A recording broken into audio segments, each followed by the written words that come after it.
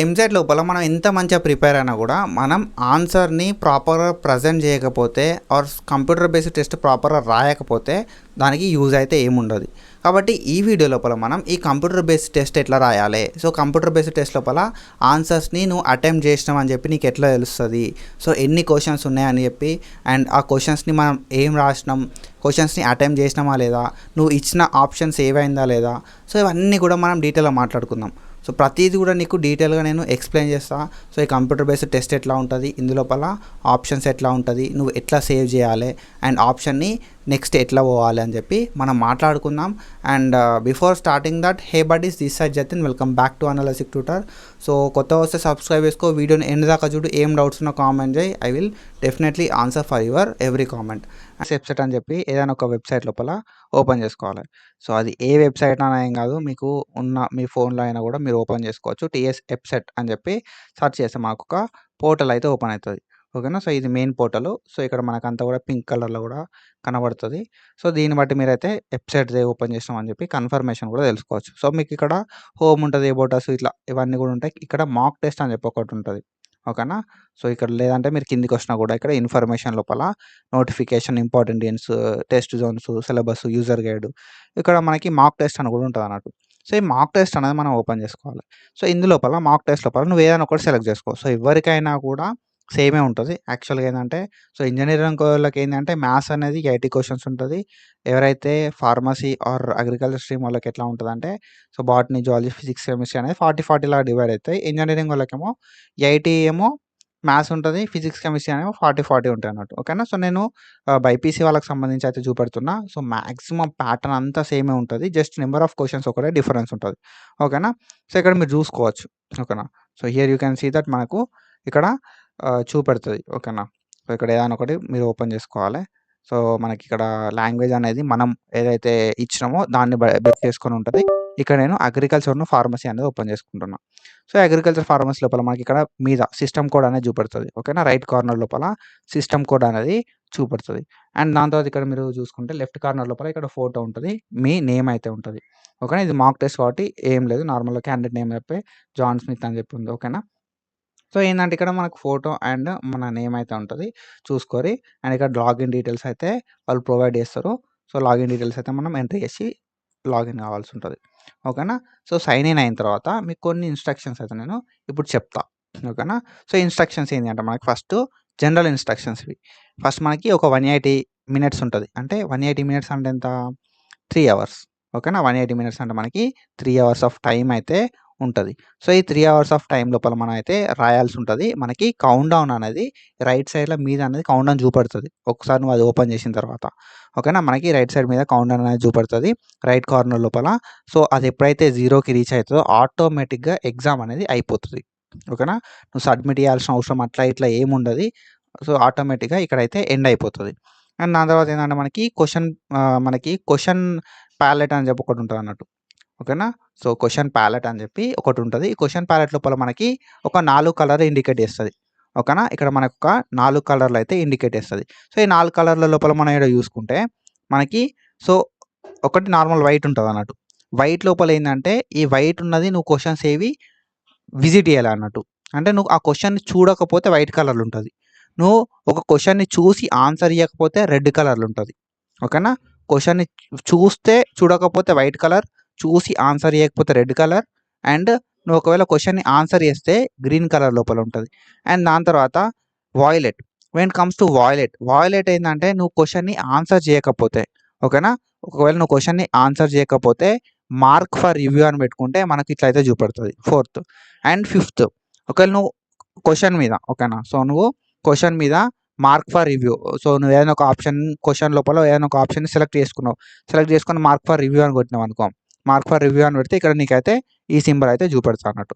ఓకేనా. సో ఇట్లా. And after that మనం చూసుకుంటే సో ఇదే తెలుగులో కూడా ఇచ్చారు మనకి, నేను మీకు ప్రాక్టికల్గా చూపెడతా. 4 కలర్లు ఉంటే 4 కలర్ లోపల సో వైట్ ఏమో నువ్వు అసలు క్వశ్చన్ చూడకపోతే వైట్లు ఉంటుంది, క్వశ్చన్ చూసి ఆన్సర్ చేయకపోతే రెడ్లు ఉంటుంది, అండ్ క్వశ్చన్ చూసి ఆన్సర్ చేస్తే గ్రీన్లు ఉంటుంది. నువ్వు క్వశ్చన్ చూసి తర్వాత పెడదామని చెప్పి మార్క్ ఫర్ రివ్యూ అనుకుంటే ఈ వాయిలెట్ లోపల ఉంటుంది. ఇక్కడ వాయిలెట్ ఉన్న గ్రీన్ దేన్ని ఇండికేట్ చేస్తా అంటే నువ్వు క్వశ్చన్ చూసి ఆ క్వశ్చన్కి ఆన్సర్ చేసి నువ్వు వాళ్ళు సో నువ్వు దాని తర్వాత రివ్యూ పెట్టుకున్నావు అనుకో, సో నీకైతే ఇక్కడ ఇట్లయితే చూపెడతా అన్నాడు. ఓకేనా. సో ఇది అండ్ ఆఫ్టర్ దట్ మనం చూసుకుంటే ఓకేనా. సో ఆఫ్టర్ దట్ మనకి ఇక్కడ నావిగేషన్కి కొన్ని ఉంటాయి అన్నట్టు. ఓకేనా. సో నువ్వు కొంచెం క్వశ్చన్ని ఎక్కువ చేసుకోవచ్చు, తక్కువ చేసుకోవచ్చు, క్వశ్చన్ క్లారిటీ కనబడడానికి. సో అట్లా కూడా చేసుకోవచ్చు. అండ్ దాంతో లోపల నావిగేషన్ బటన్స్ ఉంటాయి అన్నట్టు, క్వశ్చన్ ఏరియాని తక్కువ చేయడానికి, పెంచడానికి. సో ఇవన్నీ కూడా ఉంటాయి మనకి. ఓకేనా.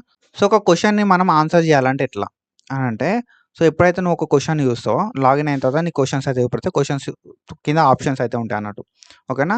మనకి క్వశ్చన్ ప్యాలెట్ అని ఉంటుంది. సో ఈ క్వశ్చన్ ప్యాలెట్ లోపల మనకి ఏంటంటే ఆప్షన్స్ అయితే చూపెడుతుంది.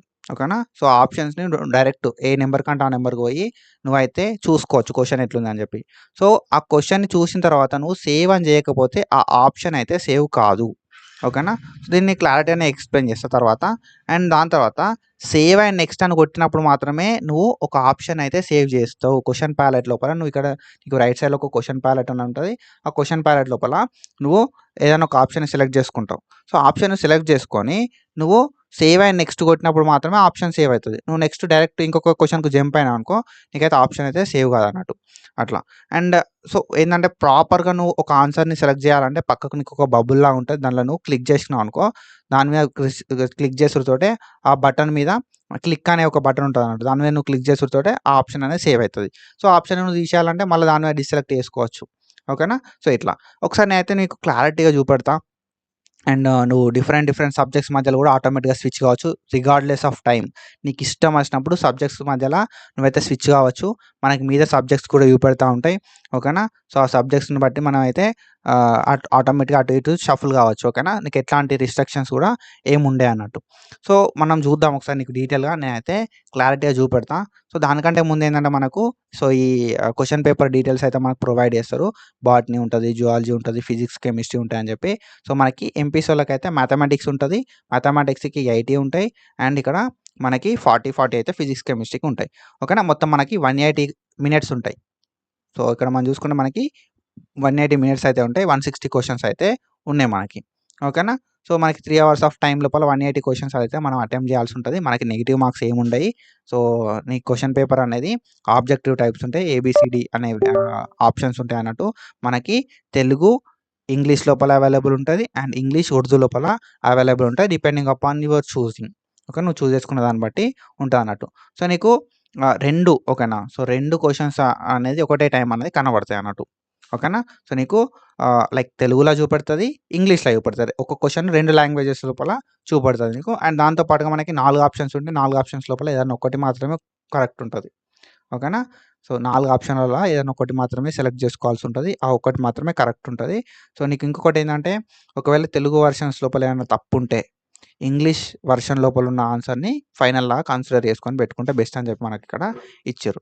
సో ఇక్కడ మనకి ఇన్‌స్ట్రక్షన్స్ అన్ని చూసిన తర్వాత మనం ఏం చేయాలంటే మనం ఇక్కడ చూసుకోవచ్చు. ఇక్కడ మనం క్లిక్ పెట్టుకోవాలి. క్లిక్ పెడితే I am agree, I am ready to login. So నాకు అన్ని అర్థమైన ఇన్‌స్ట్రక్షన్స్ అని చెప్పి మనం ఓపెన్ చేసుకుంటాం. సో ఇప్పుడు మనం చూసుకుందాం. ఇక్కడ మనకి మీద 4 సబ్జెక్ట్స్ ఉన్నాయి. ఓకేనా. సో ఆఫ్టర్ దట్ ఏంటంటే ఇక్కడ నేను నీకు క్లారిటీగా అర్థమయ్యేలా చెప్తా. ఇందాక నేను ఏవైతే ఇన్‌స్ట్రక్షన్స్ చూపెట్టినో ఇప్పుడు నీకు అర్థమైతాయి అన్నట్టు. సో ఫస్ట్ ఏంటంటే identify the wrong statement. So ఇందులోపల రాంగ్ స్టేట్మెంట్ ఏది అని చెప్పి ఐడెంటిఫై చేయమన్నారు. మనకి 4 ఆప్షన్స్ ఉన్నాయి. సో ఈ 4 ఆప్షన్ లోపల నీ కరెక్ట్ ఆన్సర్ సెలెక్ట్ చేసుకోవాలంటే ఎట్లా అంటే నువ్వు ఆప్షన్ బి అనుకున్నావు అనుకో, బి సెలెక్ట్ చేసుకో. ఓకేనా. ఇది కరెక్ట్‌గా ఆన్సర్‌ని సెలెక్ట్ చేసుకోవడం. అండ్ ఒకవేళ నువ్వు బి కాదు అనుకున్నావు అనుకో, బి మీద మళ్ళీ ఒకసారి క్లిక్ చేసావు అనుకో పోతుంది అక్కడ. సో ఏ అనుకున్నావు సపోజ్, ఏ మీద క్లిక్ చేసుకో. సో ఇట్లా నువ్వు ఆప్షన్ చేంజ్ చేసుకోవచ్చు. నువ్వు ఏ అనుకుంటే ఏ మీద పెట్టుకో, బి అనుకుంటే బి మీద పెట్టుకో. నువ్వు ఒకవేళ ఇది కాదు నేను తర్వాత చూసుకుంటా అనుకున్నావు అనుకో, ఇట్లా చేసి పక్కకు పెట్టుకో. ఓకేనా. సో నువ్వు ఏ అనుకున్నావా, బి అనుకున్నావా, ఏదో ఒక ఆప్షన్ పెట్టుకున్నావు. ఆప్షన్ పెట్టుకొని నువ్వు సెకండ్ ఆప్షన్‌కు పోయినావు అనుకో సపోజ్, ఇక్కడ ఇది సేవ్ కాదన్నట్టు. ఓకేనా. ఫస్ట్ ఆప్షన్‌లో ఉన్నదనేది సేవ్ కాదు. రెడ్ కలర్‌లా చూపెడుతది. కాబట్టి నువ్వు ఎప్పుడైతే నువ్వు ఆప్షన్ బి పెట్టుకుంటావో, ఆప్షన్ ఏ గాని, ఆప్షన్ బి గాని ఏదైనా ఒక ఆప్షన్ పెట్టుకున్నప్పుడు సేవ్ అండ్ నెక్స్ట్ అని కొట్టుకోవాలి. కొట్టుకున్నప్పుడు ఏందంటే నువ్వు 1 నంబర్ అనేది గ్రీన్ కలర్‌కి చేంజ్ అయితది. సో గ్రీన్ కలర్‌కి చేంజ్ అయితే ఏమన్నట్టు అంటే నువ్వు ఆన్సర్ చేసినావు అన్నట్టు. సో ఇది 2.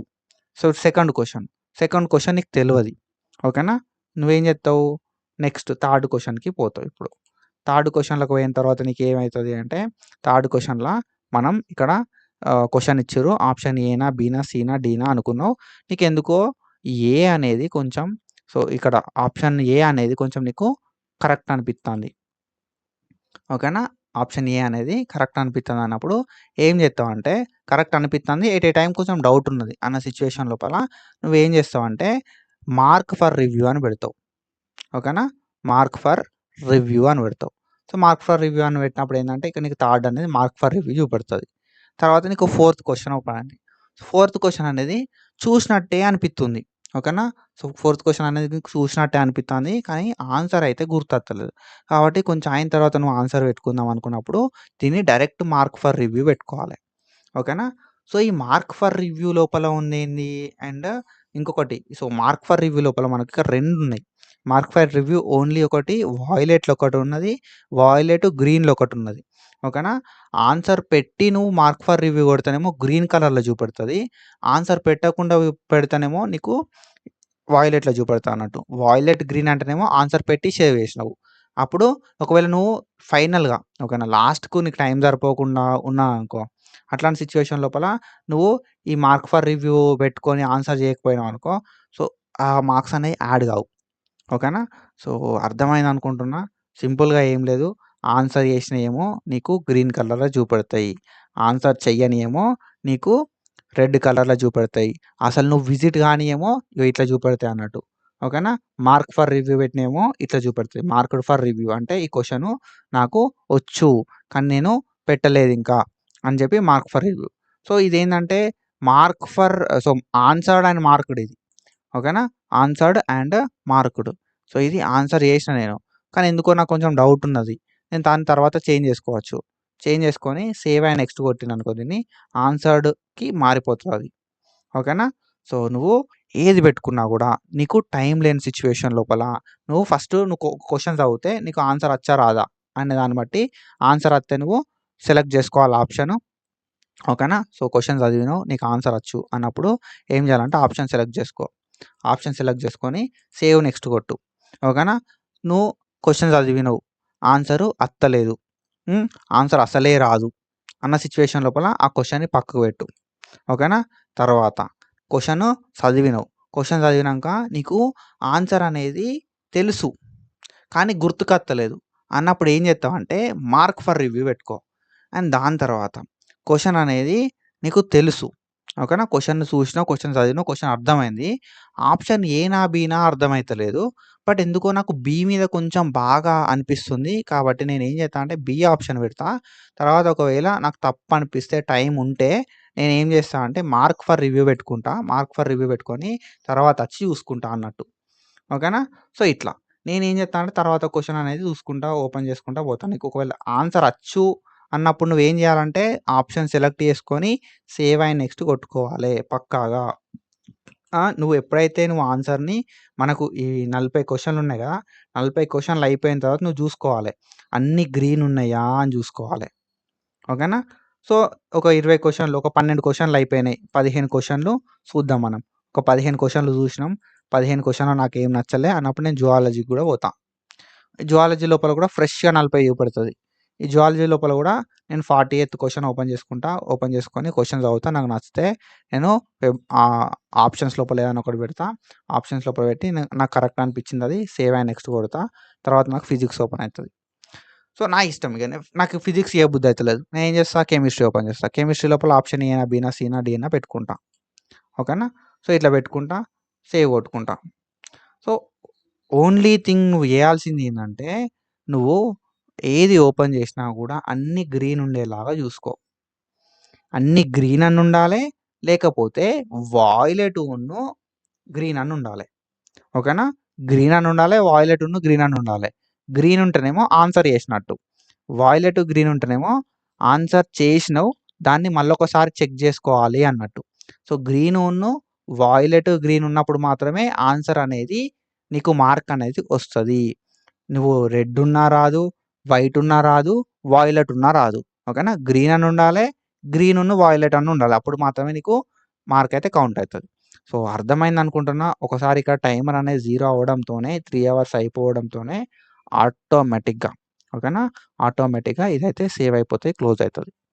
ఇంకా ఇన్‌స్ట్రక్షన్స్ ఉంటే అక్కడ ఎగ్జామ్స్ లోపల చెప్తారు. ఓకేనా. So, don't worry about that. And that's it for today. Follow for more content. Thank you so much. Signing off.